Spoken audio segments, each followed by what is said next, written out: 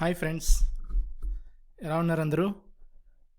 So market యాక్చువల్గా ఈ last నేను ఆల్మోస్ట్ వీడియో చేసి ఒక 2 వీక్స్ అయినట్టుంది ఫ్రెండ్స్. ఓకే, సో ఈ 2 వీక్స్లో ఓకే మార్కెట్ అయితే మనకి అప్ మూమెంట్ అనేది క్లియర్గా కనపడటం జరిగింది. అంటే ఏదైనా చిన్న చిన్న 1-2 రోజులు ఏమైనా కరెక్షన్స్ వచ్చినా కూడా సో రఫ్లీ నేను చేసింది ఇదిగోండి ఇక్కడ యా 12th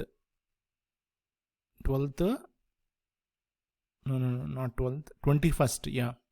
సో అక్కడి నుంచి ఆల్మోస్ట్ రఫ్లీ మనకి అక్కడే ఉంది మార్కెట్, బట్ ఒక దాదాపుగా మనకి ఒక 400 పాయింట్స్ అనేది పెరగడం జరిగింది కదా.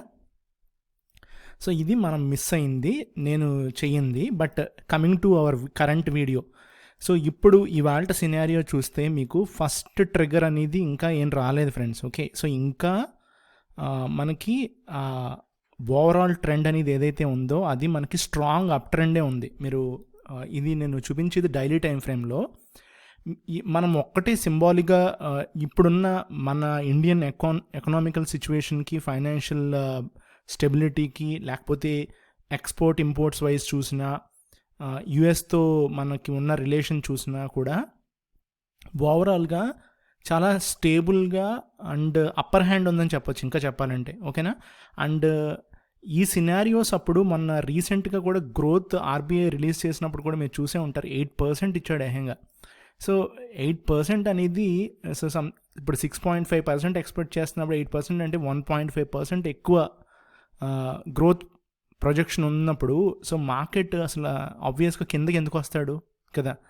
ఏదన్నా నెగిటివ్ రావాలి, నెగిటివ్ వచ్చేదాకా కూడా మనకి మన కింద లెవెల్స్ అనేది చాలా కష్టం అనమాట. మీరు నిఫ్టీ కనుక చూస్తే ఫ్రెండ్స్, అసలు ఈవేళ మిడ్ క్యాప్ అనేది 1000 పాయింట్స్ కిందకి వచ్చేసింది. 1000 పాయింట్స్.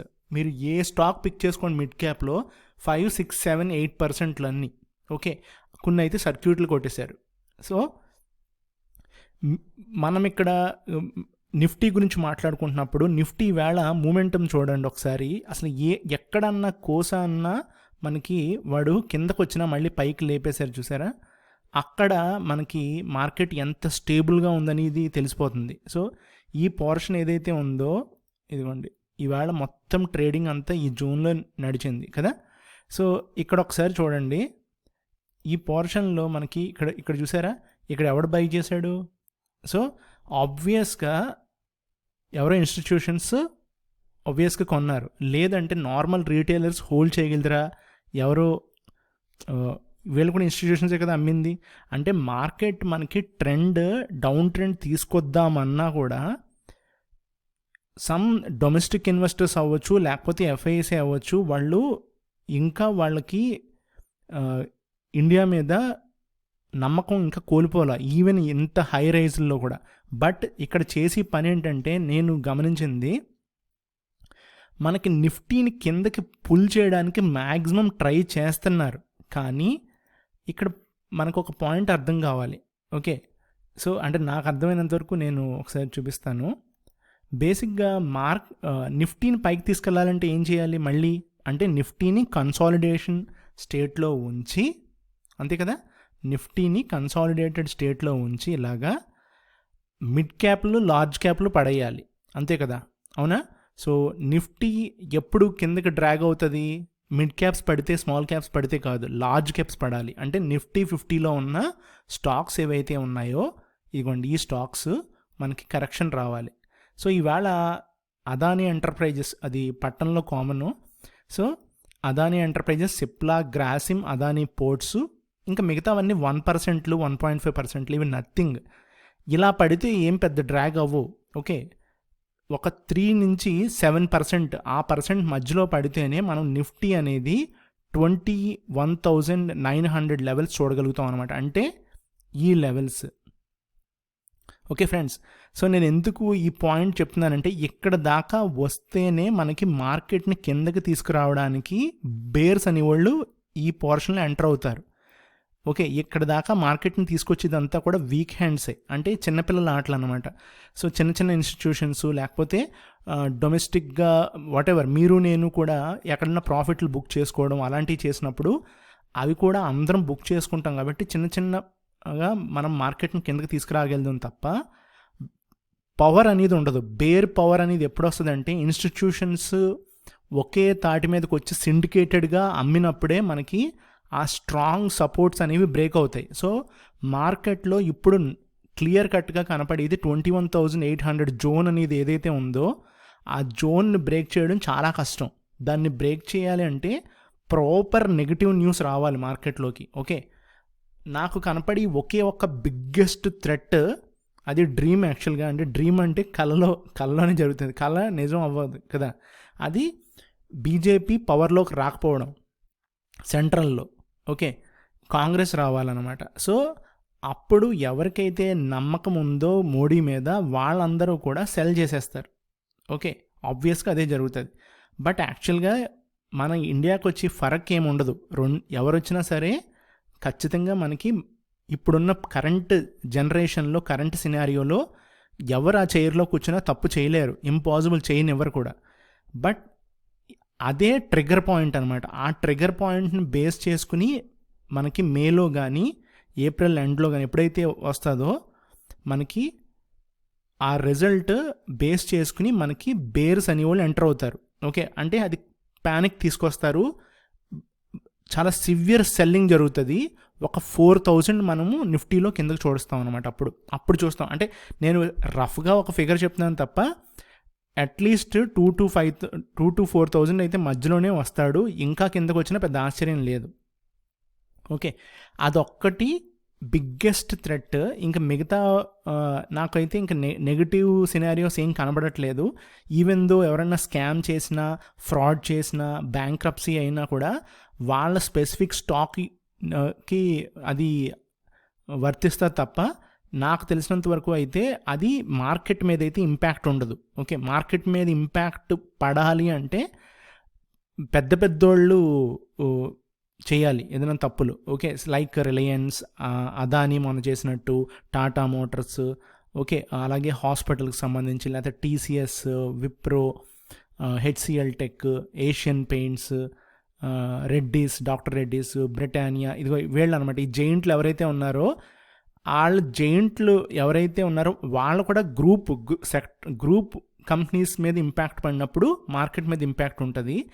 బట్ అవన్నీ ఇప్పుడున్న సిచ్యువేషన్స్లో జరగడానికి చాలా చాలా దూరంగా ఉన్నాయి. అండ్ రెండోది ప్రజెంట్ అయితే మార్కెట్ సిచ్యువేషన్ చాలా బెటర్గా ఉంది. ఓకే ఫ్రెండ్స్, సో ఇప్పుడున్న మార్కెట్కి ట్రెండ్ అయితే ఓవరాల్గా మనము 21,000 నేను మళ్ళీ డ్రా చేస్తున్నాను ఫ్రెండ్స్.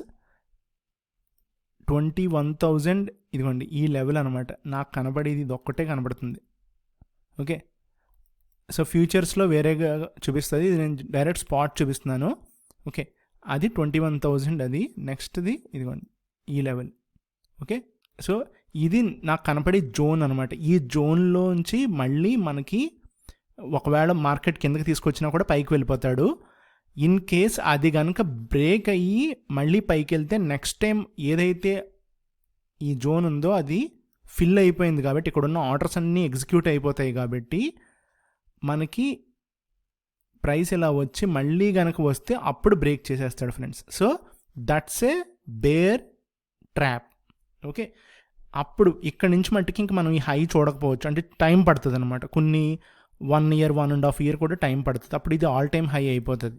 ఓకే, బట్ ఇప్పుడున్న సినారియోస్లో అయితే ఈ ఏప్రిల్ లోపే మనము ఈ హైని 2 సార్లు కొట్టడానికి కూడా ఛాన్సెస్ ఉన్నాయి ఫ్రెండ్స్. ఓకే, అంత స్ట్రాంగ్గా ఉంది మార్కెట్, సివియర్గా అంత స్ట్రాంగ్గా ఉంది. ఓకే, అండ్ ఇంకా రేపు ఎల్లుండికి వచ్చేసి నేను ఒకసారి చూపిస్తాను.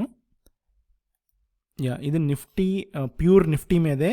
ఓకే, సో మనకి రేపు ఎల్లుండిలో కరెక్షన్స్ కనుక రేపు అయితే వెన్స్డే కాబట్టి మనకి బ్యాంక్ నిఫ్టీ ఆప్షన్స్ ఎక్స్పైరీ ఉంది. ఎల్లుండి అయితే మనకి నిఫ్టీ ఆప్షన్స్ ఎక్స్పైరీ ఉంది కదా. సో రేపు మనకి బ్యాంక్ నిఫ్టీలో ఆబ్వియస్గా మనకి కొంచెం మార్కెట్ డౌన్ సైడ్ అనేది క్లియర్ కనబడుతుంది. బట్ వేర్ బ్యాంక్ నిఫ్టీ ఎప్పుడు ఆపోజిట్గా పెర్ఫామ్ చేస్తుంది. బట్ మనం ఇక్కడైతే నిఫ్టీ గురించి మాట్లాడుకుందాం. ఇదిగోండి ఇక్కడ ఇది ఆర్లీ టైం ఫ్రేమ్. ఓకే, ఈ ఆర్లీ టైం ఫ్రేమ్ మీద ఇదిగోండి ఇక్కడ మనకి ఒక సపోర్ట్స్ అయితే కనబడుతున్నాయి కదా. సో వీటిని దృష్టిలో పెట్టుకోవచ్చు. ఇక్కడ ఇది సీలింగ్ అయింది, ఇక్కడ దీనికి ఇది సపోర్ట్ అయింది, అవునా? సో ఈ సపోర్ట్ బ్రేక్ చేస్తే మనకి నెక్స్ట్ లెగ్ ఆఫ్ సపోర్ట్ కొంచెం డీప్గా ఉంది నిఫ్టీ మీద. సో అదే నేను చెప్తుంది. సో రేపు ఎల్లుండిలో గనక మనకి నిఫ్టీ ఈ whatever Wednesday, Thursday, Friday, so 3 days ఉంది మార్కెట్కి. ఈ 3 daysలో మార్కెట్ కనుక ఇక్కడికి వచ్చేస్తే ఫ్రెండ్స్ మంచిది, వెల్ అండ్ గుడ్. ఓకే, లేదు అంటే నెక్స్ట్ వీక్ అన్నా రాక తప్పదు. బట్ రేపు ఎల్లుండిలో మార్కెట్ కనుక 22,200 కనుక బ్రేక్ చేస్తే మనము నెక్స్ట్ లెగ్ ఆఫ్ సపోర్ట్ 21,850 నుంచి 800 వాటెవర్ ఈ జోన్లో మనకి మార్కెట్ కనపడుతుంది. ఓకే, అది ఒక్కొక్కసారి ఈ వారంలోనే ఈ నెక్స్ట్ 3 రోజుల్లో కూడా కనపడవచ్చు అనేది నా ఉద్దేశం. ఓకే, ఇది జోన్ ఏరియా.